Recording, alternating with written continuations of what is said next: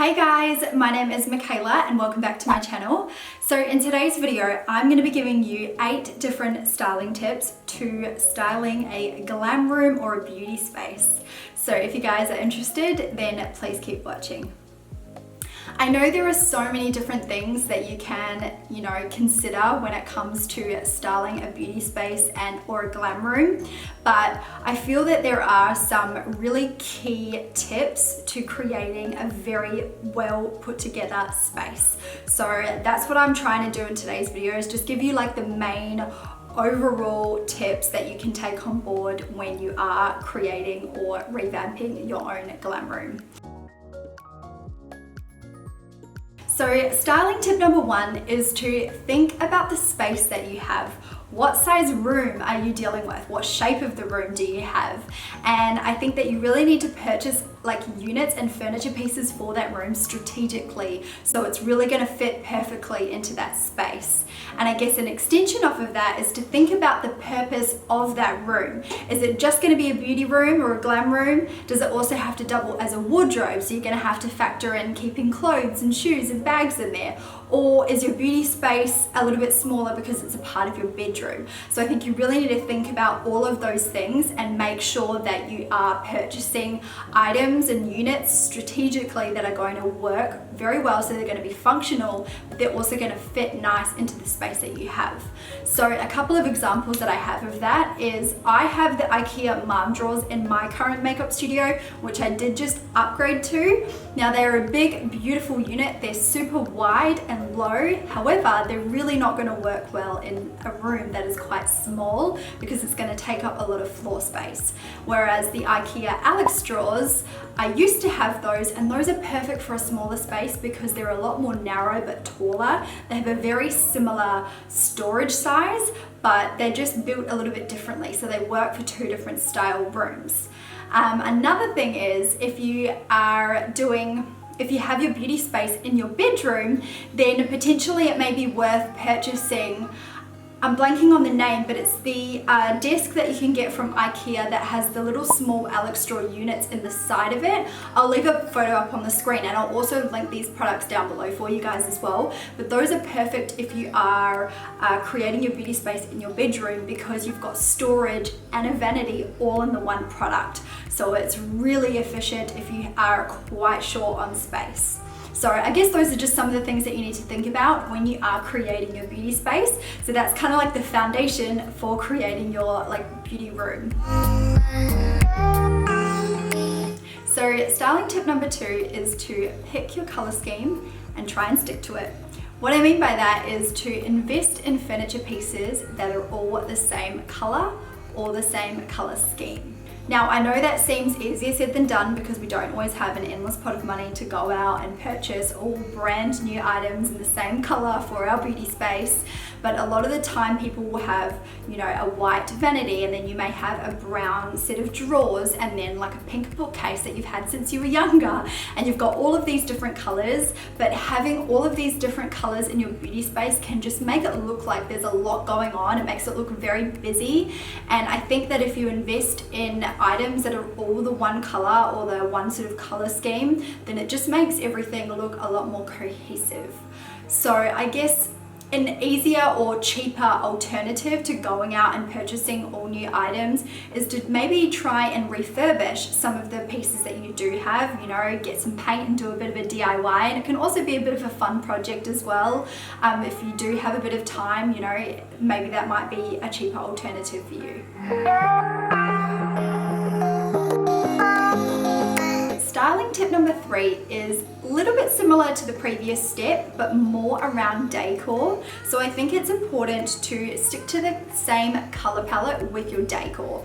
Of course, with decor, you can definitely play around a lot more and, mix things up, but I think it's still important to have a particular theme going on to your decor. It makes everything it ties everything together a lot more if you do have a similar theme. So what I mean by that is if you do like purple, maybe you want to have have some purple decor pieces, you know, potentially you may have different textures of purple or different shades of purple, but at least it's all sort of still purple at the end of the day. So it all ties together and works together in your space. You know, your decor really has to make sense at the end of the day. You know, it has to make sense in your space. If you have some things that are more sort of like boho looking, but then on the other hand you have like a totally different kind of contemporary style decor on the other side, then it's just going to make the room look confusing, if that makes sense. So you need to make sure that all of your decor pieces really make sense in the space that you're putting it into.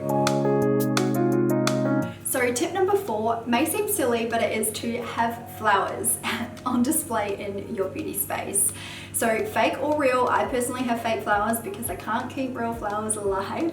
But the way that I like to style flowers is in a round vase and then stack the vase on top of some fashion books. So I really love fashion books because I feel as though it makes the flower arrangement look a lot more luxurious. It also makes the area that you've put it in look a lot more high-end and luxurious. And then if you want to take it to the next level, then put it on a mirrored tray. I feel like that layering effect really works in a beauty space, and not just in a beauty space, in your whole house as well. I have flowers all over my house, but not too much, but I really feel like it softens the area up. And especially on my IKEA mandrels that I have these flowers, they really work because I have these really hard like acrylic organizers that I have all this makeup displayed in, and then the flower arrangement as a centerpiece really helps to just soften all of that up. So styling tip number 5, and this is probably going to be a bit of a controversial one, is minimal is more. And I'll tell you why I think that. So I see a lot of the time that people often have their makeup displayed across their whole entire vanity.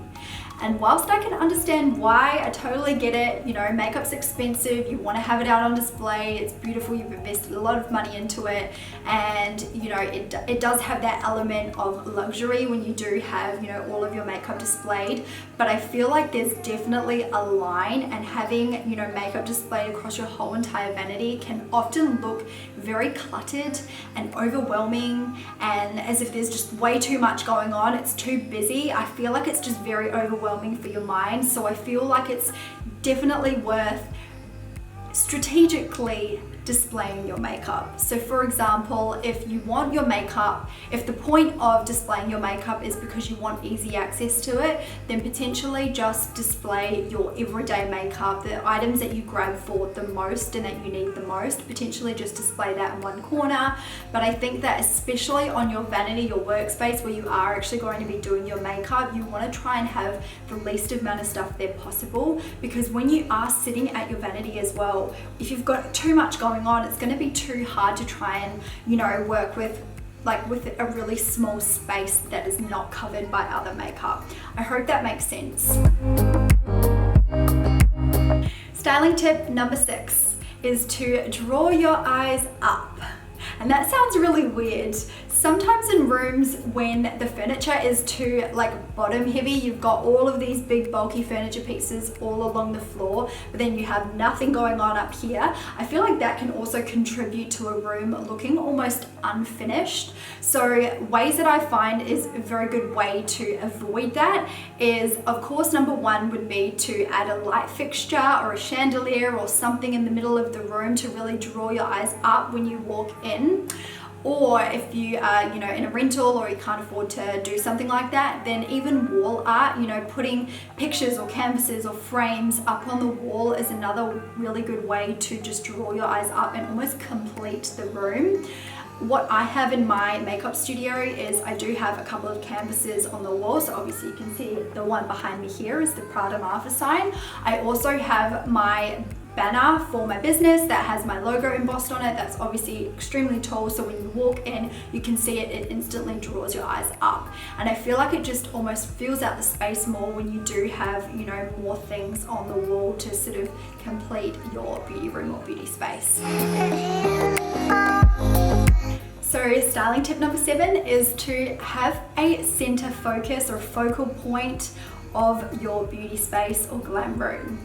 And what I mean by that is if you have like a big nice rug in the middle of the room, maybe you have an ottoman, or maybe you have that nice big light fixture or chandelier in the middle of the room, something that really draws your attention as soon as you walk into that space. So if you just have a little beauty corner in your bedroom, potentially it's a Hollywood mirror and that's going to be the focus of your area. Whatever it is, just make sure that you do have a focal point. And this also ties into the previous tips that I gave you. If you have too much going on with all of your makeup being on display and you've got all this decor going on, people don't know where to look when they walk into your space. It can just be way too overwhelming, it's too busy, there's too much going on. So definitely less is more, and having that focal feature of the room to really draw people in, and they look straight at that as soon as they walk into the space.